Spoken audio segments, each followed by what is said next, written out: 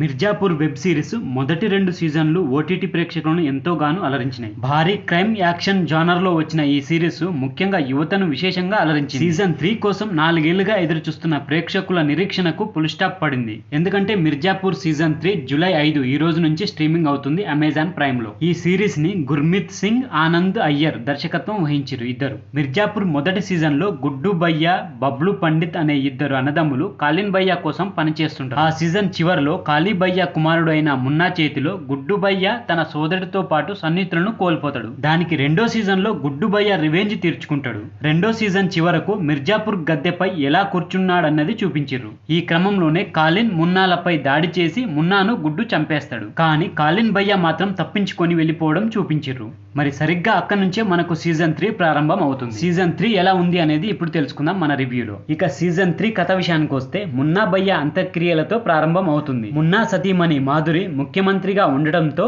ఆమెను శరత్ శుక్లా కలుస్తాడు. మిర్జాపూర్ని తిరిగి దక్కించుకునేందుకు ఒకరికొకరం సహాయంగా ఉండాలని కోరతాడు. కానీ కాలిన్ భయ్యాను కాపాడిన సంగతి ఆమెకు చెప్పకుండా అక్కడి నుంచి వెళ్ళిపోతాడు. కాలిన్ భయ్య భార్య బీనా త్రిపాఠి అండతో మిర్జాపూర్ కి కొత్త డాన్ గా గుడ్డు భయ్య అవుతాడు. గోలు అతడికి లెఫ్ట్ అండ్ రైట్ సపోర్టెడ్ గా ఉంటుంది. గుడ్డు భయ్య మిర్జాపూర్ సింహాసనపై కూర్చున్నప్పటికీ పూర్వాంచల్లో అధికారిక పోరు కొనసాగుతూనే ఉంటుంది. మరోవైపు కాలిన్ భయ్యను కాపాడిన శరత్ శుక్లా, శత్రుఘ్న కూడా మిర్జాపూర్ సింహాసనంపై దృష్టి సారిస్తారు. దీంతో శరత్ శుక్లా, గుడ్డు భయ్య మధ్య నేరుగా ఘర్షణ మొదలవుతుంది. మరి గుడ్డు భయ్య, గోలు ఇద్దరు మిర్జాపూర్ ని తమ గుప్పిట్లో ఉంచుకోగలిగారా? శరత్ శుక్లా, శత్రుఘ్న వాళ్ళు వేసిన ప్లాన్ వర్కౌట్ అయిందా? గుడ్డు భయ్యకు ప్రధాన శత్రువు ఎవరు? మిర్జాపూర్ పీఠం దక్కించుకున్న గుడ్డు భయ్యకు వారికి ఎదురైన సవాళ్లు ఏంటి? మిర్జాపూర్ పీఠం కోసం ఎంతమంది పోరాటం చేస్తున్నారు? గుడ్డు షూట్ చేశాక కాలిన్ భయ్య ఎలా తిరిగొచ్చిండు? మళ్ళీ పూర్వాంచల్ పవర్ కోసం ఎటువంటి రక్తపాతం జరిగింది?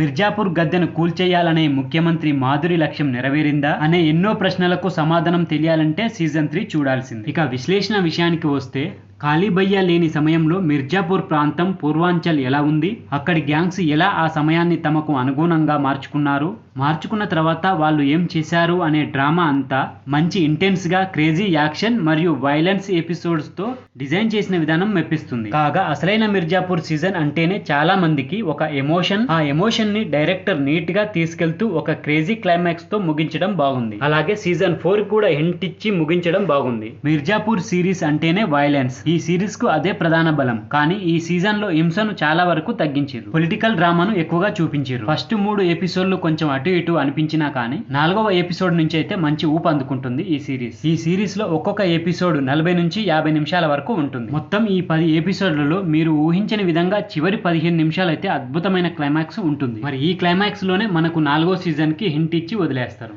మరి నటులు ఎవరు ఎలా చేశారనేది ఒకసారి అయితే తెలుసుకుందాం. గుడ్డు భయ్య పాత్రలో అలీ ఫజల్ సూపర్ గా నటించిండు. ఈ సీజన్ మొత్తం తన భుజాలపై మోసిండు. ఇక గోలు పాత్రలో శ్వేత త్రిపాఠి కూడా మంచిగానే నటించింది. అంజుమ్ శర్మ, రషికా దుగల్ మరోసారి వాళ్ళ పాత్రలకైతే ప్రాణం పోసిర్రు. విజయ్ వర్మకు కూడా మంచి మార్కులే పడతాయి ఈ సీజన్ లో. పంకజ్ త్రిపాఠి గారు కనిపించేది కొన్ని సన్నివేశాలే అయినా తన మార్కును చూపించిండు ఈ సీజన్ లో. సీజన్ 3 అయితే ఒకసారి అయితే చూడొచ్చు. కానీ ఫస్ట్ 2 సీజన్లు చూసిన వారికి అయితే సీజన్ 3 అయితే నిరుత్సాహపరుస్తుంది. ఈ సీజన్ కొనసాగింపు సీజన్ కాబట్టి కంపల్సరిగా చూడాల్సింది. మిర్జాపూర్ సీజన్ 3 అయితే ఇప్పుడు అమెజాన్ ప్రైమ్ లో అవైలబుల్ లో ఉంది. మనకు తెలుగులో కూడా అవైలబుల్ లో ఉంది. మరి ఇప్పటి వరకు ఎవరైనా చూడకుంటే మాత్రం టైం దొరికినప్పుడు కంపల్సరిగా చూసేయండి. సో ఫ్రెండ్స్, ఇది మిర్జాపూర్ సీజన్ 3 కి సంబంధించిన రివ్యూ వీడియో.